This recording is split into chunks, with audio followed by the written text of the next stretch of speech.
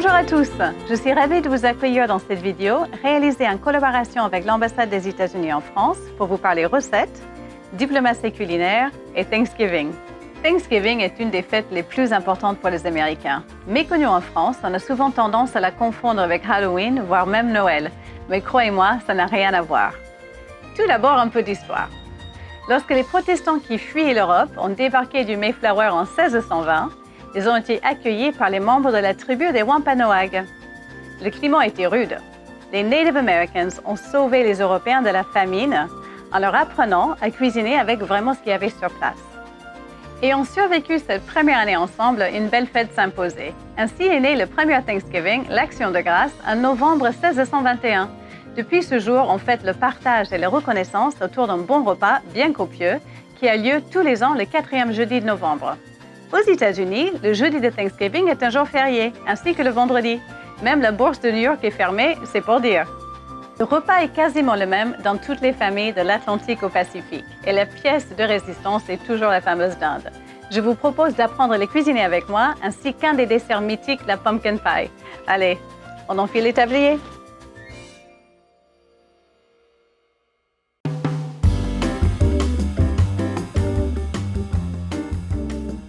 Dans la préparation de la dinde, la première chose à faire, c'est la farce. Alors la farce est composée de quelques légumes, des fruits, de la garniture aromatique, donc du thym, de la sauge fraîche, du porto, un peu de fond de volaille, de la chair à saucisse, des noisettes torréfiées et du cornbread. Alors commençons juste par émincer finement les céleri branches.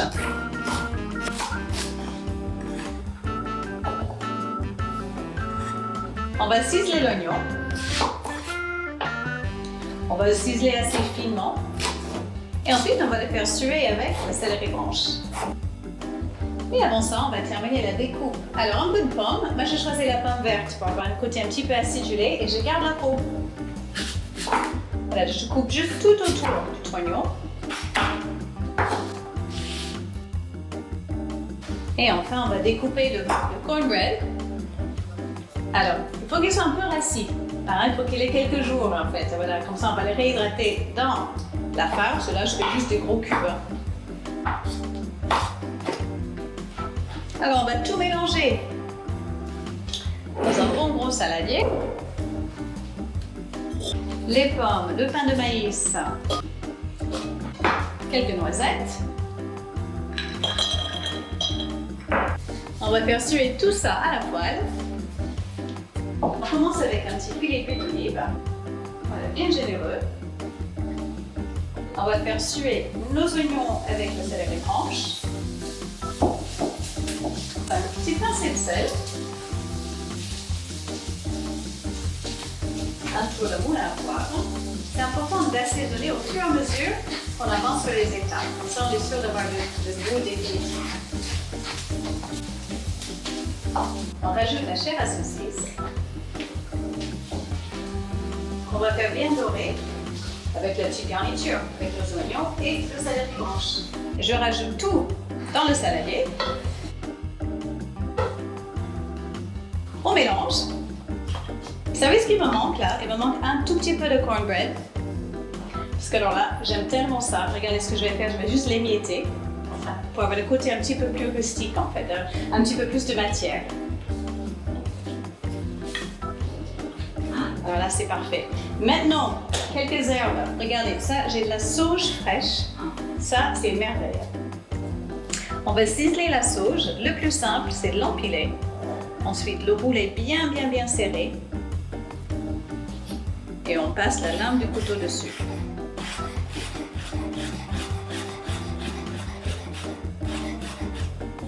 Et hop, dans la farce. On ajoute un peu de thym. Quand il est sec comme ça, il suffit juste de le frotter entre les doigts et ça tombe directement dedans. Et on mélange. Pour réhydrater le pain de maïs, on va rajouter un peu de bouillon de volaille et du porto rouge. Et on mélange tout. Alors là, c'est parfait. La farce, elle est prête. On va s'occuper de la dinde.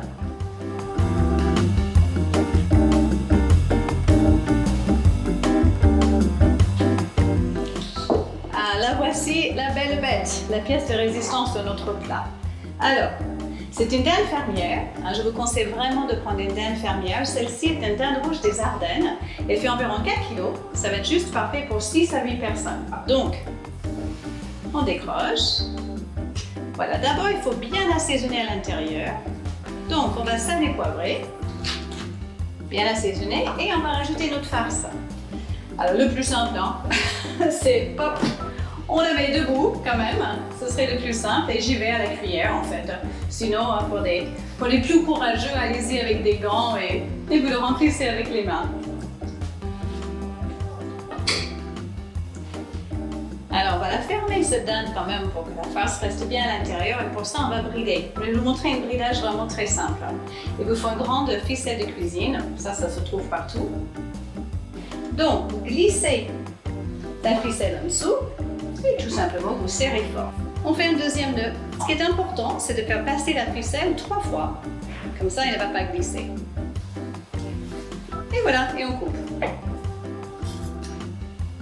Si vous n'avez pas d'aiguille à brider à la maison, c'est très simple, vous prenez des pics à brochettes. Ça, j'avoue que c'est une technique très américaine, mais qui est vraiment pratique. Alors, l'objectif maintenant, ça va être d'attacher tout le devant pour effectivement garder tout le moelleux et surtout toute la farce à l'intérieur. Alors, sur le pilon, vous avez une petite jointure. Il faut trouver la jointure, on passe dans la peau, on le pique bien avec la pointe de la pique à brochette.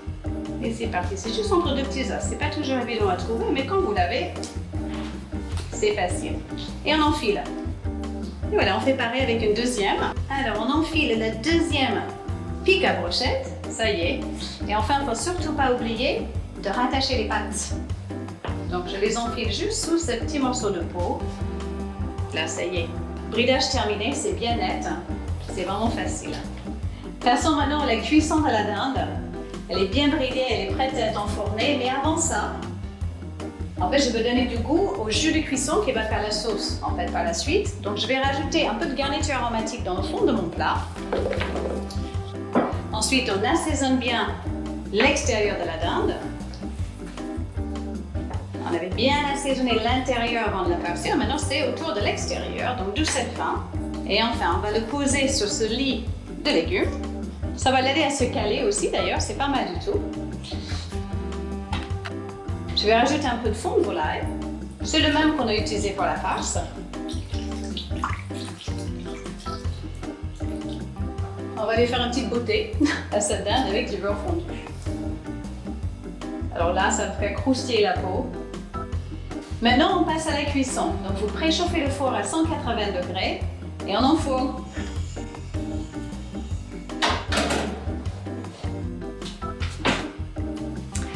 Alors, pour une dinde de 4 kg, il faut prévoir environ 2 heures à 2h30 de cuisson. Mais une astuce vraiment géniale que j'ai envie de partager avec vous, c'est qu'on démarre à 180 degrés. Au bout d'une heure, on baisse la température à 150 et on laisse la dinde continuer à cuire jusqu'à ce qu'il soit super moelleux à l'intérieur et la peau sera parfaitement dorée.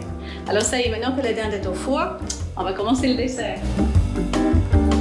Alors pour démarrer le dessert mythique de Thanksgiving, le pumpkin pie, en fait on va rôtir nous-mêmes notre potiron. Alors il est vrai qu'aux États-Unis ça existe en boîte, franchement, on va le faire nous-mêmes, c'est bien meilleur.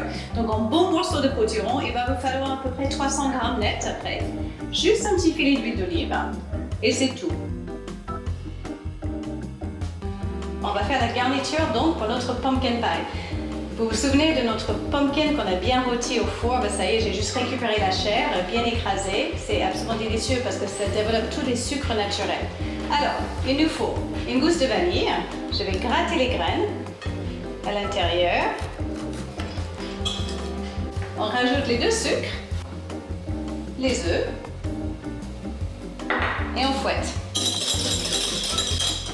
Ensuite, c'est parti pour la crème fraîche. Le beurre fondu et on mélange à nouveau. On rajoute la chair de potiron et enfin toutes les épices. Une petite pincée de sel et on remélange.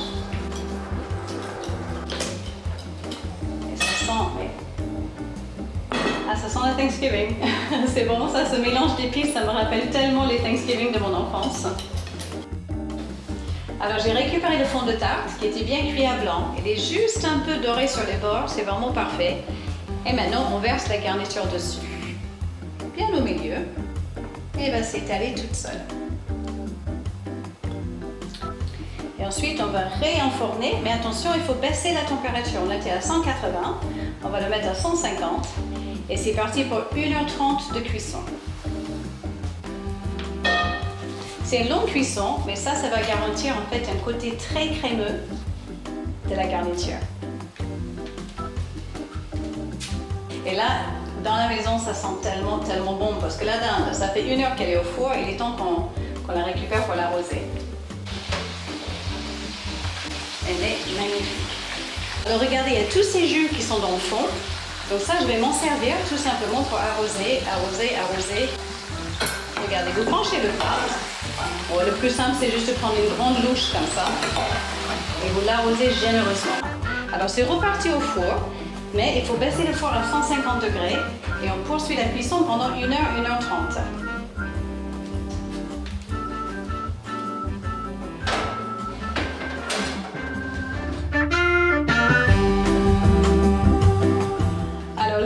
Incontournable de Thanksgiving, c'est bien ça, la compotée des rênes ou alors le cranberry sauce. Alors celles-ci sont des cranberries fraîches, entières, ça fait toute la différence, vraiment. Et c'est vraiment très facile à faire. C'est cuit dans un sirop de sucre, c'est un jeu d'enfant. Alors lorsque le sucre est parfaitement fondu et que l'eau est à ébullition, on rajoute les cranberries.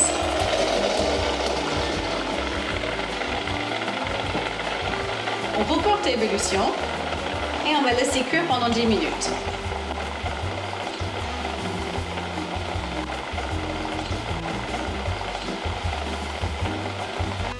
On débarrasse les cranberries dans un bol à côté et on va les laisser refroidir. Alors les cranberries, ils ont beaucoup de pectine naturelle, ce qui fait qu'en refroidissant, ils vont créer comme un petit gelée naturelle. Le cranberry sauce se déguste froid. Avec la dinde et la farce, c'est absolument sublime. Donc vous le laissez vraiment refroidir au réfrigérateur. Je vous conseille même de le faire la veille, c'est encore plus simple.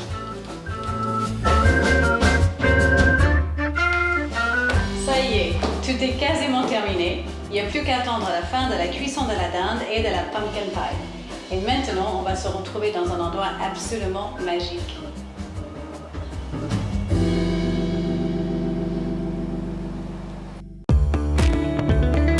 Si nous sommes ici à l'hôtel de Talleyrand pour déguster notre dîner de Thanksgiving, ce n'est pas tout à fait par hasard. Mais avant de passer à table, visitons les lieux ensemble. Ce magnifique hôtel particulier du XVIIIe siècle a été le décor de nombreux événements historiques, dont plusieurs ont un rapport direct avec la gastronomie. Charles-Maurice de Talleyrand-Périgord, illustre homme d'État et diplomate, était propriétaire des lieux au XIXe siècle. Il recevait ses hôtes de prestige autour de somptueux mets préparés par son cuisinier personnel, le célèbre Antonin Carême, le chef des chefs. Combien d'accords diplomatiques ont été négociés dans ces salons autour d'un excellent souper?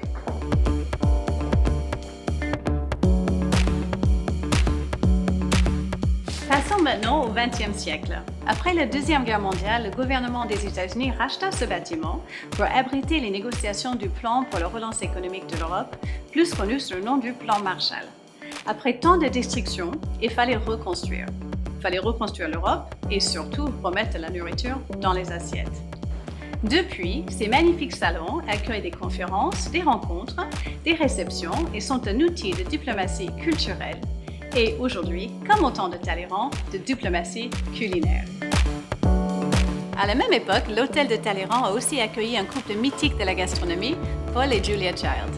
Paul était en poste au service d'information et de relations culturelles de l'ambassade entre 1948 et 1952, et sa femme Julia, en bonne épouse de diplomate, l'a suivi à Paris.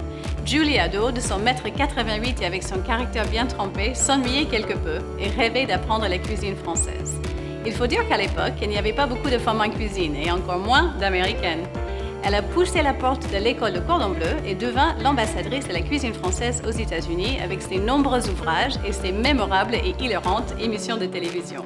Si je cuisine en France aujourd'hui, c'est vraiment en partie grâce à Julia. Je suis une vraie fan. Ça sent bon! Il est vraiment temps que je sorte la dinde du four.